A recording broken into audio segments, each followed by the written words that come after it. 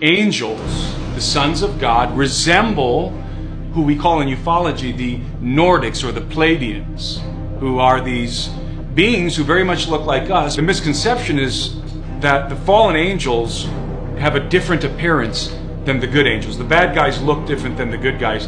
The good guys are these beautiful angelic beings, and the fallen angels are these grotesque, demonic-looking entities with horns, and they're the typical Hollywood depictions of demons. But that's ludicrous. That is completely illogical. These entities, these beings, hail from the same race. What? Lucifer is an angel, a fallen angel. Earth angel. Angel? Yeah. An angel. Made again. I seen the angel of death. So what you saying? You looking at some big black angel got sit down here to snatch your hunky ass out of there at the last possible minute? The angel called us God's hands. So we're like superheroes? Every time that human beings encounter angelic beings within the biblical narrative, the description of the angels is always the same. They look like men. Indeed, Paul says that it's possible to entertain angels unawares, which means that you can confuse them for human beings. They're not human beings. They are, in fact, an extraterrestrial, non-human race, a pre-existent extraterrestrial, non-human race.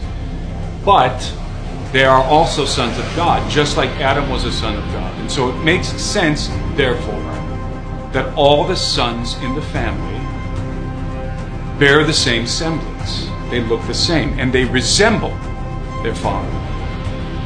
And it is my contention that both mankind and the elder race, the human race and the elder race, bear the image of God. There is no scripture in the Bible anywhere that states that mankind is the exclusive bearer of God's image. Rather, it just says that we were made in the image and likeness of the Elohim. And so we look like them because they are our elder siblings. We are reproductively compatible with them. So we are very similar, even physiologically, although they are of a higher nature. And so then the question is, what do they look like? And I think the answer is apparent within the canonized text of Scripture. They look like us, but with some differences. And we know that there has to be some differences because Lot was able to recognize them when they were approaching the city of Sodom. Lot saw two angels approaching and instantly was able to recognize that these were sons of God, emissaries from the kingdom of heaven. Now, how could he have recognized these angels?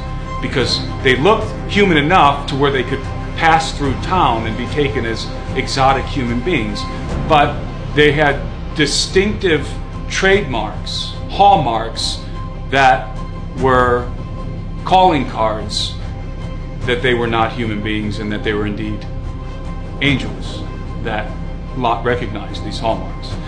And it also explains why the men of Sodom were so attracted to these exotic men who had entered the city. And I would imagine that these angels, when they entered Sodom, that they probably had cloaks on, maybe they were covering their heads and you could only see their faces, but from their faces, from what you could discern on their faces, they probably had blue eyes, fair skin, golden blonde hair, white or golden blonde hair. And oftentimes I get accused of being racist when I describe angels in this way. But what people don't realize is that this is actually the ancient Hebrew perception, conceptualization of what the sons of God look like.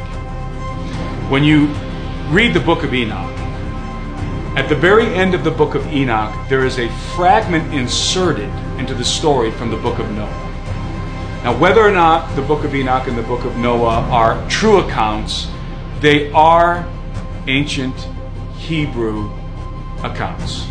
They are part of the Hebrew cosmology. In other words, They are representative of the way that the Hebrews thought and conceptualized the world.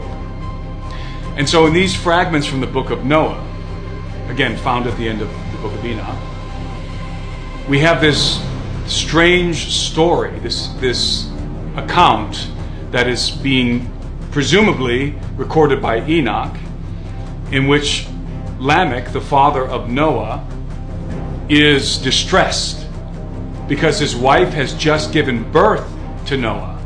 And when Noah came out of the womb, he had fair skin. So according to these fragments from the book of Noah, Lamech's wife was pregnant. And when she gave birth to her son, Noah, Lamech was extremely distressed when he saw this baby. Why?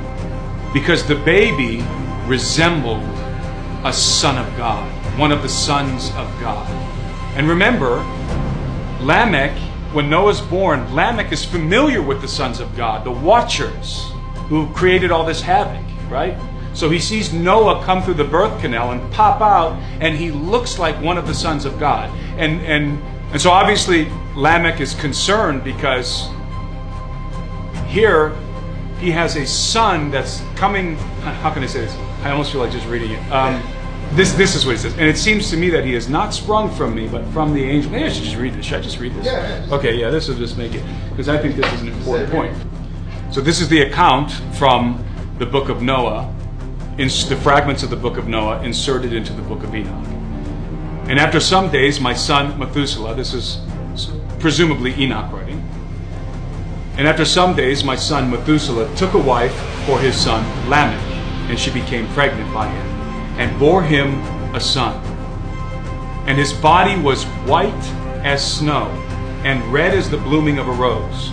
And the hair of his head and his long locks were white as wool, and his eyes were beautiful, probably meaning that they were distinct from other men's eyes. In other words, they were probably blue or green or something like that. And when he opened his eyes, he lighted up the whole house like the sun, and the whole house was very bright.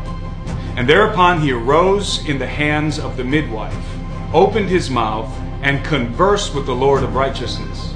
And his father Lamech was afraid of him, and fled, and came to his father Methuselah. And he said unto him, I have begotten a strange son, diverse from and unlike man, and resembling the sons of God.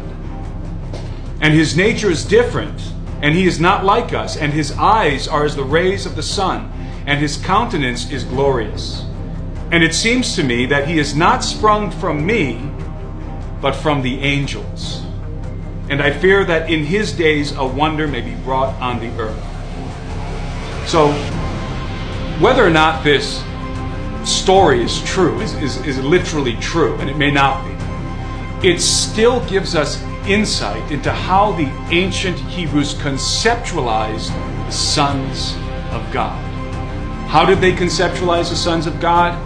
Fair skin, bright, probably blue or green eyes or clear eyes, white or blonde hair, basically like Scandinavians. And I contend that this angelic race is probably 6.5 to 7 feet tall because of some other indications elsewhere in extra-biblical texts. And so this is why I say that the angels, the sons of God, resemble what we call in ufology, the Nordics or the Pleiadians, who are these beings who very much look like us, but their physiology have these very same descriptive qualities. They are fair skinned, they're tall, 6.5, 7 feet tall, they have blonde or golden blonde hair, they have bright blue eyes or bright green eyes. This is not a commentary on race or something like that. This is simply referencing the ancient Hebrew conceptualization of the sons of God.